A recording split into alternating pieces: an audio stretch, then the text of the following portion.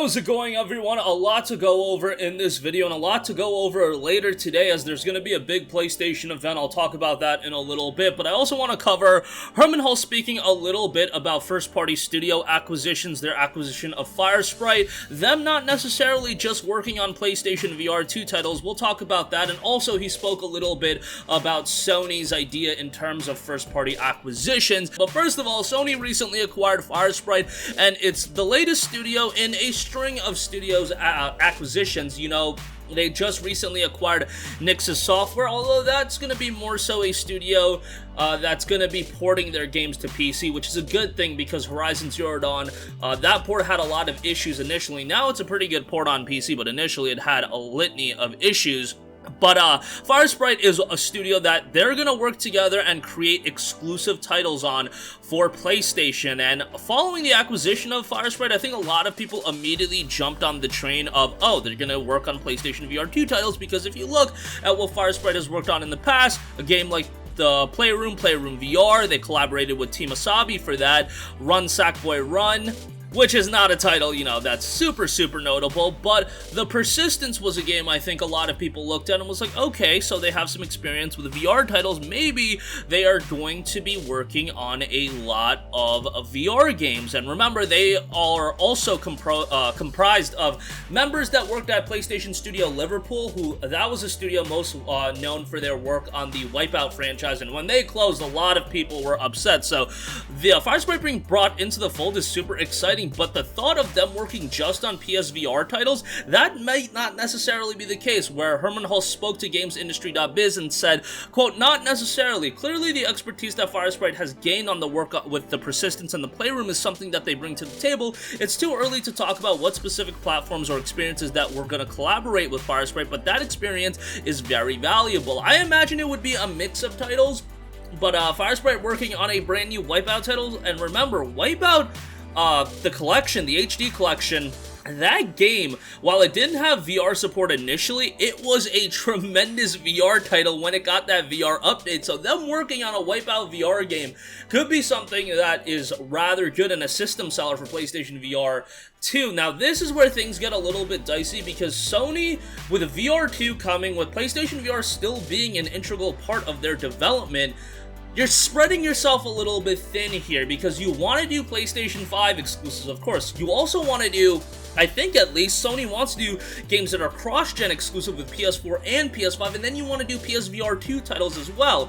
Now, you could make the claim, oh, they could just slap on PSVR 2 to a lot of other games, a lot of their first-party titles that can be played with a controller as well. I think that does mitigate the importance of what PSVR 2 could be, but also, you could also make the claim, hey, there's going to be a bunch of other studios that create compelling experiences for PSVR 2. Not necessarily something Sony has to completely focus on. They could release a game here and there, but you can have a lot of third-party studios doing stuff as well. That's something to consider, but with something like VR 2, I feel like you would want to create at least one or two big-budget experiences right out the gate to really sell people on the platform, but obviously VR 2 is still a ways away, so it might be a little bit too early to talk about that. But Firesprite is definitely a solid acquisition by Sony, even if they aren't the most well-known studio in the world. They are a pretty large studio in terms of quantity of people, so from that standpoint, you're getting a lot of people into the Sony fold, and I think that's pretty exciting as well. I mean, if that means a lot more developers can have consistent employment, that's always an exciting thing, given that, you know, the game industry, especially in this era, is super in flux, people jumping from studio to studio. A little bit of consistency is definitely something I think people would appreciate.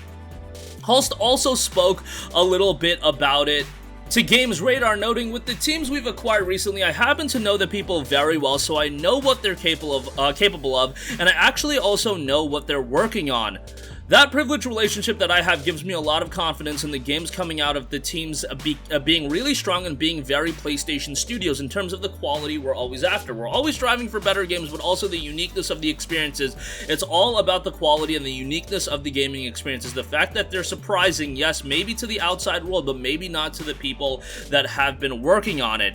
Continuing, now we get the opportunity to work on some really interesting games, exclusive games within PlayStation Studios that I can't talk about today in detail, but I'm very excited about it.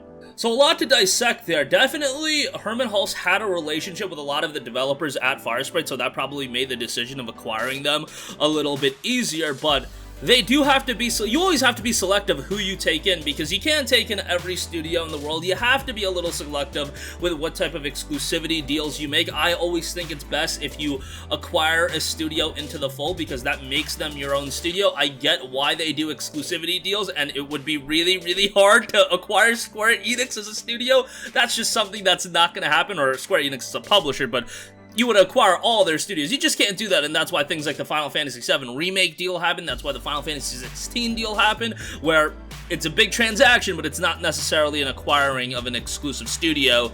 But I'm never a big fan of timed exclusive, so I much prefer this, where they acquire Firesprite. Firesprite's gonna have, you know, a dedicated publisher, and they can do some quality stuff without being, you know, without making self-published titles, which is always a little bit of a risk. But hopefully that turns out for the best, and I'm confident that they'll do a pretty good job with whatever they put out. I am personally hoping for a new Wipeout game. Okay, I do also want to briefly comment on the PlayStation Showcase. That is happening later today. I really think this is going to be one of the big events you guys will definitely want to watch. It's happening 1 p.m. Pacific time, 4 p.m. Eastern, 9 p.m. BST. Definitely have this on your radar. I really do think we're going to see a lot of cool stuff. Horizon, I don't really know if we need to see more of that at this point. We know it's coming out in February. We got a big gameplay demo for it. I think that's one you can leave to the side. People are excited for it. People put their pre-orders in, a lot of people at least.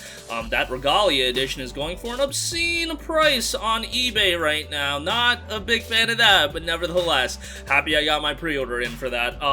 I think this showcase is going to focus on God of War, a couple of small indie titles. They're probably gonna have that indie montage, that Sony specialty montage style clip with like some generic hip-hop or rock music in the background. You guys know, if you've watched any of those E3 Sony has had, like, I love them, but like those videos are so generic, but I get people get into them.